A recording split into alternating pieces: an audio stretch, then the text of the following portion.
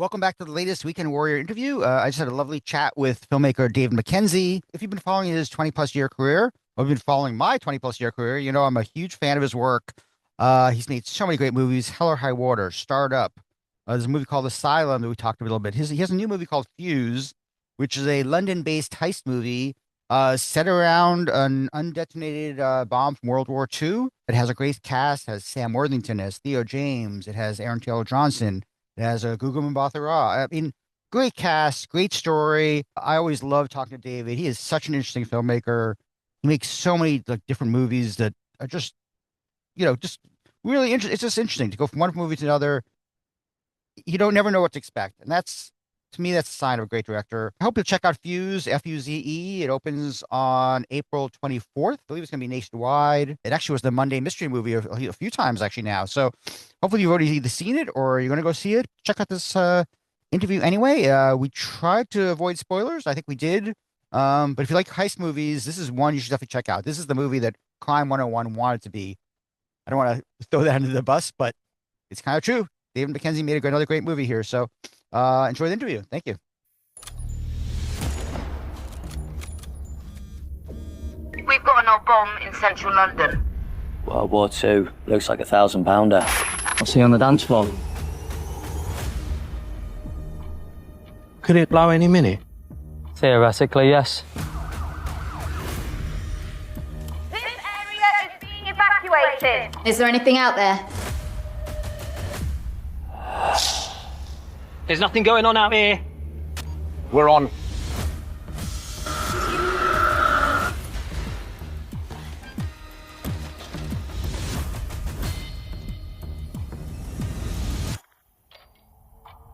It's ticking. Flee! Hard cover! No! Go, go, go! David, great to see you again, man. It's like nice to Hey, see how's it going?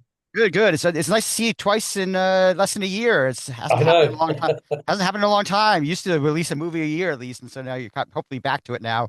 So I really enjoyed Relay because there's a lot of locations, New York locations I recognize because obviously I live down here. I kind of liked Fuse a little more because I haven't been to London in like over 10 years.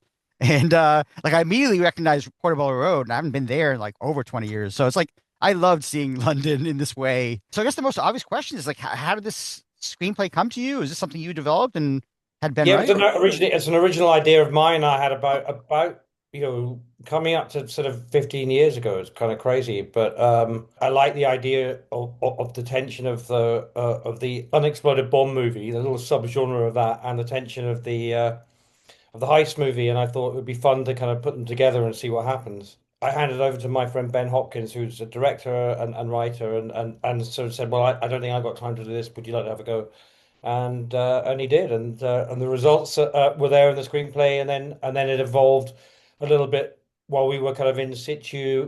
Once we started talking to the army bomb disposal guys and to the police about the protocols, because the thing that maybe people in New York and America don't really sort of probably appreciate is that once every 6 months one of these bombs is uncovered. Just 2 days ago there was a big evacuation in central Paris where they had to get thousands of people out because they found a bomb there, and then they detonated it. So in Europe, all the places that the Second World War was kind of fought in, it happens quite regularly.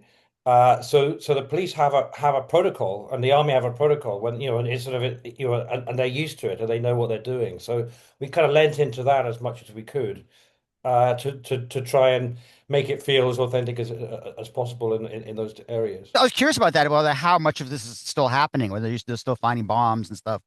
Honestly, in the 15 years, at least 20 times I've seen one that, and sometimes they're able to take the bombs and put them on a truck and have a rolling cordon. I think that's what they call it, to keep people out of the way, and they take it and explode it elsewhere. Sometimes that's just not possible. So they build this sort of what's in the film is a mitigating wall with big sandbags. They cover the whole thing and then are able to do a controlled explosion. But it's still. I mean, it's a big area of evacuation. They say for a big one of the big ones, 800-meter radius. So that's basically a sort of a whole square mile. Yeah, it's funny because I didn't see the trailer. I remember you mentioning the movie, and I know it played at TIFF, but I didn't see it there. I didn't watch a trailer. It was just like a mystery movie Monday a couple weeks ago, and I still got to see it like right without knowing anything about it at all, which is the best way to see it, in my opinion. I love it. I've just been on the jury of a film festival in Istanbul, and we saw 15 films. I knew nothing about any of them. It's such a nice way of entering into a film and letting the film, rather than the whatever the blurb, the press, everything dictate what the experience is. I love doing that. Yeah, it's weird for me to say that because I am a critic and I am a do interviews, but still, which I hope people watch. But they can always watch the movie first. No, But no, I don't know. No disrespect to your profession. That I just it's sort of it's nice to be able to engage in a film without any foreknowledge.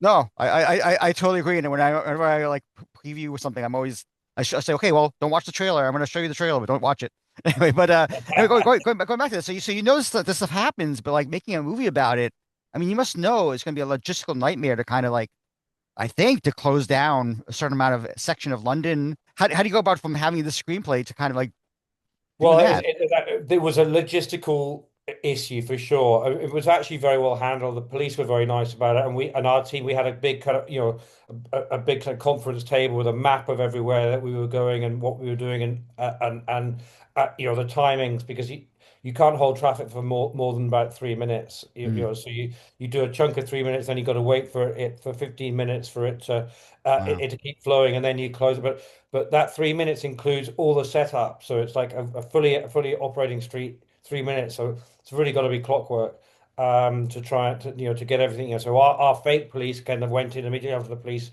closed off, and then the cameras moved in, and then we did what we did, and it was kind of fun because a lot of the film was more kind of organic than that, but to have the kind of that very choreographed thing was quite entertaining for me. It's like you can almost because it's been so planned, you could almost sort of sit back and let it happen.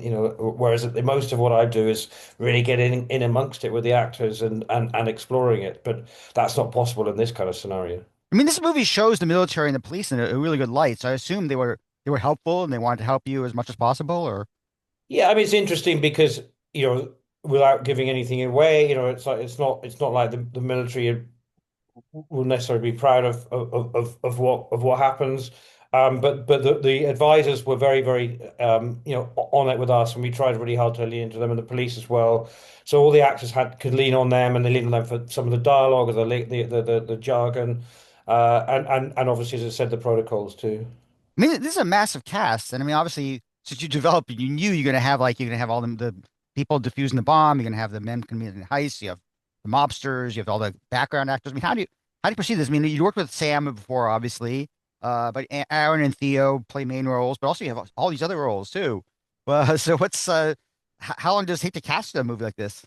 Well, casting comes together. I mean, I asked Aaron because I'd worked with him before, first, and then pretty soon after Gugu and Theo, and Sam is somebody who I've now done three things with, and it was wonderful that he came along and took his character and really made it into something special.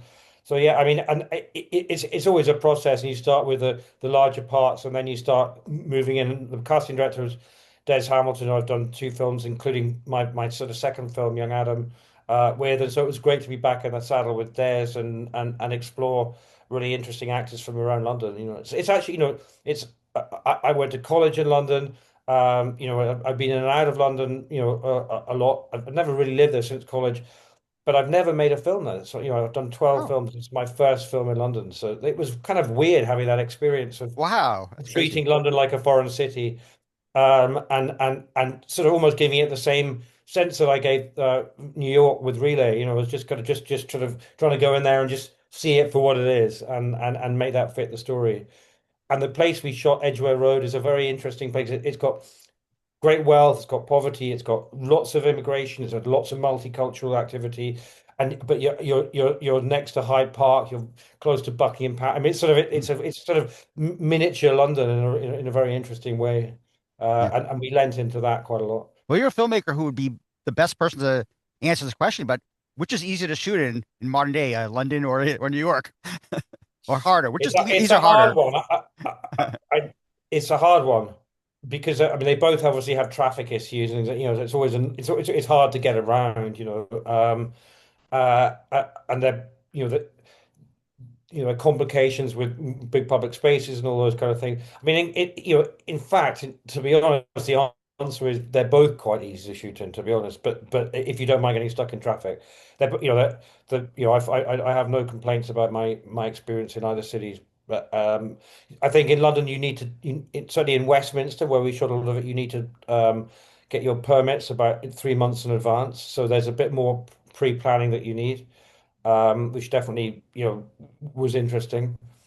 But yeah, they're both big cities, so they're obviously there are logistical issues. Like closing streets is pretty hard. But actually, when you're getting down on with it's fine. Well, I mean, I love talking to you, and I love your filmography because the movies you make are so different. I spoke to Ben Wheatley a couple weeks ago, and he's the same way. He's a filmmaker who makes different movies, different places, different genres. It's great. I mean, I love it. I mean, it's going to be odd when do a retrospective, of course, when they try to say, yeah, these are the same director. But still, like, I mean, is that something you're always kind of looking for? Is that something you're always trying to achieve Kind in of, some ways? yeah. I can't, this is my second heist movie, I suppose, after Hell or High Water. So Hmm. I mean, I kind of really don't want to repeat myself if I can avoid it, and to keep exploring other territories. I sort of feel like I've done, maybe 4 out of 5 films in a row which are quite masculine. So I sort of want my next one to not be quite so masculine in a way. But I'm just basically looking for some material that I find exciting. So and it's really just about that. If it's something that I read the script and go, wow, or we've developed ourselves and we're going, this is interesting. Then that's what motivates me to choose a project. Boy, Taylor Sheridan really exploded since Hell or High Water, huh? Sure. Oh my God, he's Well, like sure. the I had a really great time working with him on it, but I haven't been in touch with him since. I'd really like to see him again. And obviously, he's just kind of incredible. yeah. He has a lot of television shows. If you ever want to direct an episode or two, he has a lot of shows. I If you ever need don't, to. I don't, I find television quite hard to get my head around. Oh, of course. Yeah. As a director, you're in charge of your own destiny quite a lot as a feature film director. You're rather less so as a TV director, unless you kind of create special circumstances. So I've dipped my toe into TV, but it's never been something that I've found totally creatively satisfying. Are you generally trying to develop your own material for everything you direct from now on, or? I'm doing that, and there are plenty of things I'm doing, but also you get a script that comes in that's been developed, either by a bigger machine or a new talent. Don't forget when I saw what became Hell or High Water. Taylor was I think it was his first script, if not it was Yeah. his second. But so young talent or established talent in a really well formed thing. I don't want to turn down great opportunities, but in the meantime I'm developing my own stuff. Well, I hope that someday I'll out of the position to be able to program the David Mackenzie retrospective. I would love to do that. One of my favorite long lost movies of yours is Asylum. Asylum is a movie I remember loving.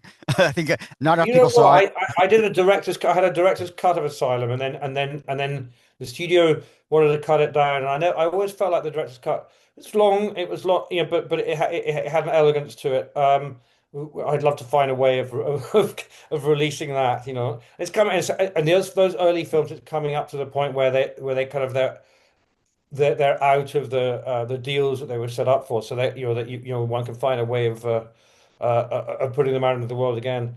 Yeah, no, I mean I have a soft spot for all of those films, but yeah, certainly the original cut of Asylum, I think I'd love to see again. David, it's great seeing you again. By the way, are you at the Crosby Hotel right now? I'm at the Bowery. Oh, Bowery. Okay. All right. I always try to guess the hotel room by the background, but Well, I know it's kind of weird that I'm doing these Zoom calls. I could have happily done it in person, but whatever.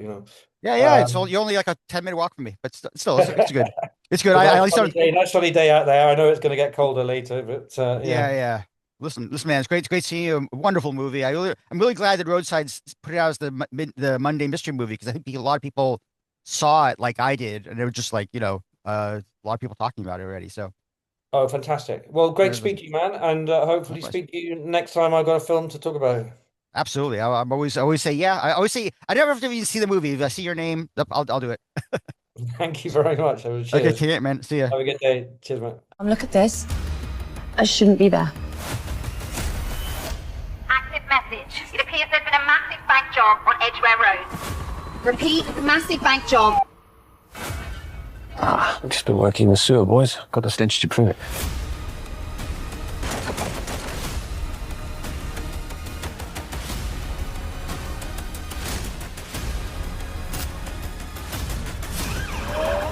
Listen, you.